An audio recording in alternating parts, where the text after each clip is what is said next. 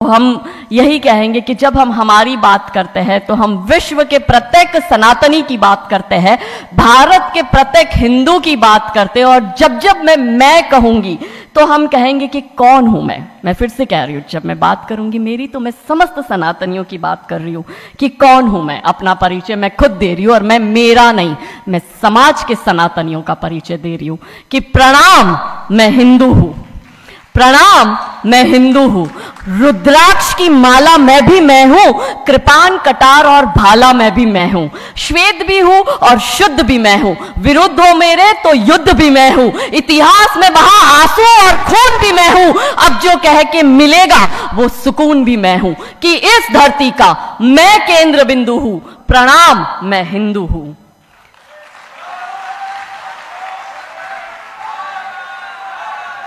महादेव।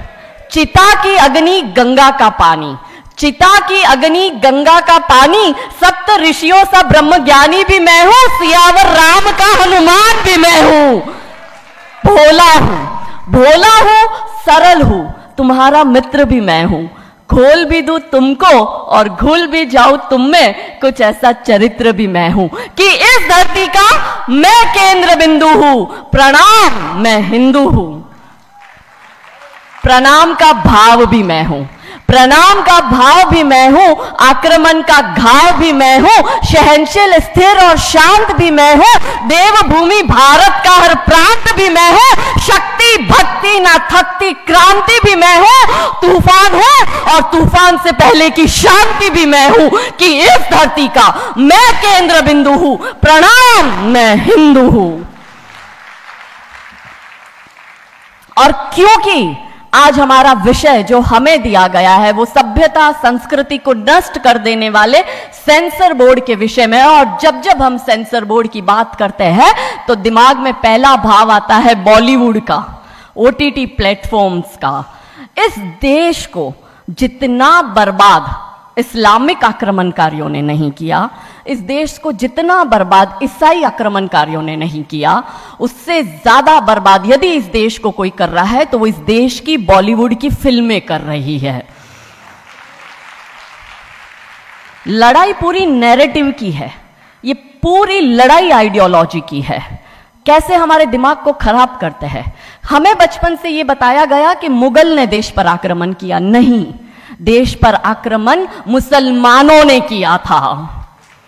हमें यह बताया गया कि इस देश पर आक्रमण अंग्रेजों ने किया, नहीं, इस देश पर आक्रमण ईसाइयों ने किया था। और ये मुसलमान और ईसाई जो बाहर से आए, हमने इनको फिर भी अपनाया, इस देश में जगह दी, स्थान दिया, प्यार दिया, इन्हें इनको बनाने दिए, मस्जिदें बनाने दिया इनको, इनका गिरजाघर, इन्होंने हमारे धर्मांतरण भी कराए। और आज हालत यह है कि भारत के 9 राज्यों में और 200 जिलों में हिंदू अल्पसंख्यक हो गया है। और यही चिंता सताए रहती है।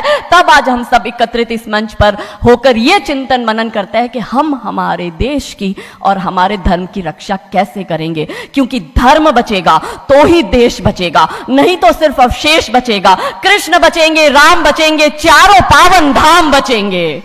इसलिए धर्म की रक्षा जरूरी है। और इस देश को बर्बाद करने का सबसे बड़ा षड्यंत्र जब सेंसर बोर्ड द्वारा बॉलीवुड के माध्यम से किया जाता है, तब 3 स्टेज पर, क्योंकि हम कहते हैं ये देश जो है वो है धरती माता, हम इसे कहते हैं भारत माता, यहां देवियों का नाम पहले लिया जाता है।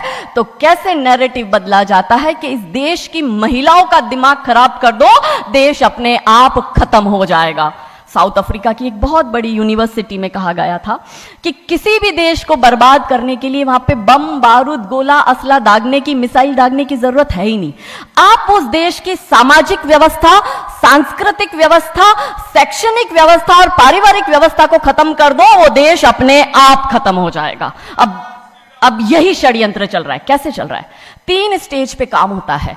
25 वर्ष तक की बच्चियों को बिगाड़ने का काम बॉलीवुड अपने टीवी सीरियल के माध्यम से करता है। 25 से 35 वर्ष की शादीशुदा महिलाओं का जीवन और उनके परिवार को बर्बाद करने का काम एकता कपूर जैसी महिलाएं अपने टीवी सीरियल के माध्यम से करती है। और जो नौकरी करती हुई बहन बेटियां महिलाएं हैं, जो कि वर्किंग विमेन हैं, उनका दिमाग खराब करने का काम ये ओटीटी प्लेटफॉर्म्स अपने वेब सीरीज के माध्यम से करता है। कैसे करता है मैं संक्षिप्त में एक एक उदाहरण देकर आपके समक्ष रखूंगी। और बहुत जरूरी है कि जब हम तो एक साधारण व्यक्ति है, हम संसारिक जीवन में रहते हैं, लेकिन यहां पर जो उपस्थित हमारे संतगण है, महंतगण है, इनके बहुत बड़ा फॉलोअर्स ग्रुप रहता है, बहुत से लोग आते हैं, बहुत सी महिलाएं आती है। ये बात वहां तक पहुंचे क्योंकि वो यहां पर उपस्थित नहीं है, पर हमें पता है कि वीडियो के माध्यम से हमारे संत श्री, हमारे महंत श्री हमारी ये वाणी जो है उन तक पहुंचाएंगे कि कैसे करते हैं। ये एक फिल्म बनाते हैं 25 वर्ष तक की बच्चियों को कैसे बिगाड़ना है। हिंदुओं के परिवारों को बिगाड़ने के, तोड़ने के षड्यंत्र चल रहे हैं। और सिर्फ एक हिंदू को नहीं खराब करना है, उसके पूरे के पूरे कुटुंब को बर्बाद कर देना है। तो एक भारत की महिला 2 परिवार को जोड़ती है, मायका पक्ष और ससुराल पक्ष। और हम कहते हैं कि भारत की परिवार व्यवस्था जो है वो मानवता की सबसे बड़ी देन है। तो इसी व्यवस्था को खत्म कर दो। कैसे कर दो? तो ये एक फिल्म बनाते हैं अतरंगी रे। हमारी क्योंकि दीदी भी यहाँ उपस्थित है जो कि सेंसर बोर्ड में सदस्य है, तो हम इतना उनसे विनती करेंगे कि हमारी ये बात भी उन तक पहुंचाए। सिस्टमैटिकली ये फिल्मों में लड़की दिखाएंगे हिंदू की, लड़का दिखाएंगे मियाँ भाई का, और उसमें भी दिखाएंगे कि वो लड़का चाहे अनपढ़ हो, चाहे गवार हो, चाहे आतंकवादी हो, चाहे पंचर छाप हो, और वो हिंदू की लड़की चाहे कितनी पढ़ी लिखी हो, लेकिन उसका परिवार जो है वो रूढ़िवादी है, वो रिग्रेसिव है, और उसके सामने यदि वो घोड़ा भी चला रहा है, खच्चर टट्टू भी चला रहा है, तो वो बड़ा प्रोग्रेसिव है, वो बड़ा संस्कारी है। कैसे करते हैं? ये एक फिल्म बनाते हैं अतरंगी रे। अतरंगी रे फिल्म में जो कि आज की युवा बच्चियों का लेटेस्ट क्रश है, सारा अली खान हीरोइन लेते हैं। हमारी युवा बच्ची इसको फॉलो करती है। उसमें यह दिखाते हैं कि सारा अली खान जो एक मुस्लिम लड़के के प्यार में पड़ जाती है और अपने परिवार से विरोध कर उनसे लड़ झगड़ कर ट्रेन में बैठकर वो भाग जाती है। उसी ट्रेन में एक संवाद होता है उस पिक्चर के हीरो का और उसी हीरोइन का। दोनों अपनी अपनी लव स्टोरी शेयर करते हैं। तो हीरोइन पूछती है हीरो को कि तुम्हारी लव स्टोरी बताओ। तो वो कहता है कि कल मेरी शादी होने वाली, और लव स्टोरी तो मेरी लव स्टोरी है कि मैंने बचपन से जिस लड़की से प्यार किया, जिसके साथ पढ़ाई की, जिसके साथ मैं बढ़ा हुआ, उसी लड़की से मेरी बचपन की मित्र जो मेरे समाज की है, जो मेरे गांव की है, उसके साथ ही मेरी शादी होने वाली है। तो वो हीरोइन कहती है अरे ये और कोई लव स्टोरी है, ये लव स्टोरी नहीं हो सकती। तो हीरो पूछता है तो फिर क्या हो सकती है लव स्टोरी? तो वो कहती है कि मैंने एक मुस्लिम लड़के से प्यार किया है, मैं ठाकुरों की लड़की हूं, पूरा समाज, पूरा घर, पूरा परिवार मेरे खिलाफ है, और मैं उन सबको ठोकर मारकर, उनकी भावनाओं को ठोकर मारकर अभी ट्रेन में बैठकर भाग रही हूं उस लड़के से शादी करने के लिए। और वो हीरोइन वहां पे डायलॉग देती है कि लव स्टोरी तो मेरी लव स्टोरी है कि मैं ठाकुर की लड़की और वो कतई मियां भाई, और ये है असली लव स्टोरी।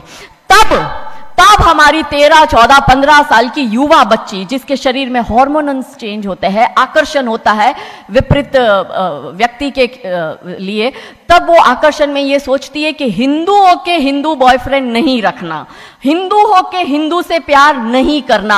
आप इतिहास में छपेगी, आपकी लव स्टोरी तभी बनेगी जब आप किसी मियाँ भाई से प्यार करेगी और उससे शादी करेगी। तो कैसे सिस्टमैटिकली ये स्लो पॉइजन बॉलीवुड की फिल्मों के माध्यम से फ्रेजाइल माइंड में डाला जा रहा है। और आज देखो कि क्यों समाज में लव जिहाद के इतने केस बन रहे हैं, और उसका सबसे बड़ा और मुख्य कारण बॉलीवुड है, क्योंकि इन बॉलीवुड वालों ने हमारी बेटियों को हादी रानी और रानी चिन्नमा रानी अब्बा का नहीं दिखाया। इन बॉलीवुड वालों ने हमारी बेटियों को करीना खान दिखाया है ताकि वो अपनी कोख से तैमूर और जहांगीर पैदा करे। ये बॉलीवुड वाले लव स्टोरी पर फिल्म बनानी है तो ये हादी रानी और राजा रावत सिंह चुड़ावत पर क्यों नहीं बनाते? मैं आपको उनकी कथा शॉर्ट में करती हूं कि राजा रावत का शादी जो होता है वो हादी रानी से होता है, मेवाड़ के राजा है, और औरंगजेब की सेना आक्रमण करने आती है। और जब औरंगजेब की सेना आती है तो राजा रावत सिंह का 2 दिन पहले ही विवाह हुआ होता है हादी रानी से। तो राजा जी की इच्छा नहीं होती कि मैं युद्ध लड़ने जाऊं, तो हादी रानी बड़े क्रोधित होते हैं। वो कहते तुम मेरी चिंता छोड़ो, तुम अभी इस मातृभूमि की रक्षा के लिए, इस धर्म की रक्षा के लिए आप युद्ध भूमि में जाओ और आप मेरी चिंता मत करना। यदि आप बलिदान भी हो जाओगे तो मैं प्राउडली अपने आप को आपकी विधवा कहूंगी। तब राजा रावत युद्ध लड़ने जाते हैं। युद्ध भूमि में राजा रावत जी को हादी रानी की बहुत याद आती है, क्योंकि नई नई शादी हुई होती है, तो नई ब्याई दुल्हन को छोड़ के आए होते हैं, तो बहुत याद करते हैं। तो वो अपने दूत को कहते हैं, अभी सेना आने में समय होता है और युद्ध में भी समय होता है, तो वो कहते हैं अपने दूत को कि जा तू रानी सा के पास जा महल में और उनसे कहे कि राजा जी को आपकी बहुत याद आ रही है, आप अपनी कोई एक निशानी उनके लिए भेजो। दूत भी बड़ा टेंशन में आ गया कि ये युद्ध भूमि में बैठे और इनको हादी रानी की याद आ रही है, ये युद्ध लड़ेंगे कैसे और जीतेंगे कैसे। पर वो दूत डरते डरते पहुंचा रानी सा के पास और रानी सा को कहता है कि राजा रावत जी ने आपकी एक निशानी मंगाई है, उनको आपकी बहुत याद आ रही है। तो रानी सा बहुत क्रोधित हो जाते कि ये मेरा पति कैसा, ये युद्ध लड़ेगा कैसे, औरंगजेब की इतनी बड़ी विशाल सेना है, यदि जहां युद्ध भूमि में बैठकर उसको रणनीति बनानी है वहां वो मेरी निशानी मंगवा रहा है। तब हमारी हादी रानी क्रोधित होती है, हाथ में तलवार लेती है, अपनी गर्दन काटती है, थाल में सजा के दूत को देती है और कहती है जा तेरे राजा को जाके दे देना मेरी निशानी। तब वो दूत युद्ध भूमि में जाता है, राजा जी को हादी रानी की निशानी यानी कि उनका कटा हुआ मुख देता है। राजा जी बड़े दुखी हो जाते हैं, उनको लगता है उनसे बहुत बड़ी गलती हो गई। राजा जी रानी की अंतिम इच्छा समझ जाते हैं, रानी जी के लंबे बाल होते हैं, उन बाल की वो माला बनाते हैं, उनके मुख की माला बनाते, वो युद्ध लड़ते हैं, औरंगजेब से युद्ध जीतते हैं और जीतने के बाद राजा रावत वहीं युद्ध भूमि में अपना बलिदान देते, अपनी गर्दन काटकर वहीं अपने जीवन का त्याग करते हैं। यह है लव स्टोरी। पर बॉलीवुड इस पर फिल्म नहीं बनाएगी कि इतिहास चुराए नहीं है, हमने इतिहास बनाए हैं और लाखों शीश कटे हैं रण में, तब जाके हिंदू कहलाए हैं। ये महान गौरवशाली इतिहास हमारा, पर बॉलीवुड इसका इतिहास हमारे समक्ष आने नहीं देता। अब रहा 25 से 35 वर्ष की महिला, कैसे बिगाड़ती है एकता कपूर। वही sari, typical dress, typical getup, पीछे उसकी सीरियल में एकता कपूर की सीरियल में पीछे बहुत बड़ी अंबे मां की मूर्ति। दिखाएंगे कैसे हिंदू महिला को, क्योंकि परिवार खत्म करना है हिंदुओं का। तो वो एक से प्यार करेगी, शादी दूसरे से करेगी, जीवन में तीसरा पुरुष आएगा, फिर दूसरा मर जाएगा, फिर उसको चौथा पसंद आने लगेगा, फिर जो मर गया वो जिंदा हो जाएगा, फिर कंफ्यूज हो जाएगी किसके साथ जाऊं, दूसरे के साथ कि चौथे के साथ। क्या हमारी भारतीय महिलाएं, क्या हमारी हिंदू महिलाएं, सबसे बड़ा प्रश्न यह है कि क्या हम 4-4 पुरुषों के साथ अफेयर करते हैं? क्या यह हमारा सम्मान है? और अगर यदि हम सब एक होकर इसके लिए नहीं बोलेंगे तो यह आवाज नहीं उठेगी। और दुख की बात यह है कि ऐसी एकता कपूर जैसी महिलाएं जो घर तोड़ने का काम कर रही है, इनको पद्मश्री अवार्ड मिल जाता है। कैसे मिलता है? भारत सरकार से इस भूमि पर खड़े होकर मैं निवेदन करती हूं कि आप ऐसी महिलाओं के पद्मश्री वापस लो, क्योंकि ये महिलाएं हिंदू परिवारों के मकान, घर तोड़ने का काम कर रही है। और तीसरा और अंतिम, नौकरी करने वाली बहनों का दिमाग कैसे खराब करना है। तो ओटीटी प्लेटफॉर्म के माध्यम से ये दिखाएंगे कि यदि आप नौकरी कर रही है तो आपके सास ससुर आपके पैर की जूती, आपका पति आपके पैर की जूती। बच्चा पैदा करने के लिए आपको किसी से शादी करने की जरूरत नहीं है, आपको ससुराल व्यवस्था में रहने की जरूरत नहीं है, और आप है फेमिनिस्ट। और स्त्रीवाद का झंडा दिखाकर हमारी बहन बेटियों को एक हाथ में शराब का ग्लास, दूसरे हाथ से सिगरेट फूको, अंग्रेजी में गालियां बको और आप अपने आप को फेमिनिस्ट कहो। क्या यह फेमिनिज्म है भारत की धरती का? ये कभी नहीं हो सकता। रानी चिन्नमा, रानी अब्ब का फेमिनिज्म का उदाहरण है। और दूर जाने की जरूरत नहीं है, हमारी परम पूजनीय दीदी मां साध्वी रितंबरा दीदी मां फेमिनिज्म का सबसे बड़ा उदाहरण हमारे समक्ष है। रानी नायका देवी, रानी लक्ष्मीबाई हमारे लिए फेमिनिज्म का सबसे बड़ा उदाहरण है। तो यहां उपस्थित सभी महानुभावों से हम यही विनती करते हैं कि फिल्म के माध्यम से ड्रग्स, अश्लीलता और गाली गलौच ये दिखाने के सिवाय कुछ नहीं होता। तो हम सब मिलकर एक साथ एक आवाज उठाए कि इन चीजों का बंद होना बहुत जरूरी है, क्योंकि आने वाली पीढ़ियों को बर्बाद करने का काम ये लोग अपने टीवी सीरियल और फिल्मों के माध्यम से कर रहे हैं। और क्योंकि शुरुआत भगवान राम जी के नाम से करी थी, तो अंत भी हम भगवान राम जी के नाम से करना चाहेंगे कि कौन है राम। राम जो है चेतना है, बिंदु है, बिंदु जिससे प्रस्फुटित है तेज, तेज जो कि इस समस्त सृष्टि की रचना की कल्पना का हेतु है। अनाम है, अनाम जो है पंक्ति में प्रथम, प्रथम है धर्म धैर्य का, है शौर्य का, अनंत अंत क्रोध का, प्रचंड युद्ध का, निलय प्रलय विराम है, विराम है अहम का, है शोध इस अनंत का, अनंत मुक्त क्रोध का, अनंत भक्ति बोध का, अनंत शक्ति स्रोत का, अनंत मोक्ष धाम है। वो एक नाम राम है, वो एक नाम, वो एक नाम। नमः पार्वती पते हर हर महादेव। बहुत बहुत धन्यवाद, बहुत बहुत आभार। Thank you.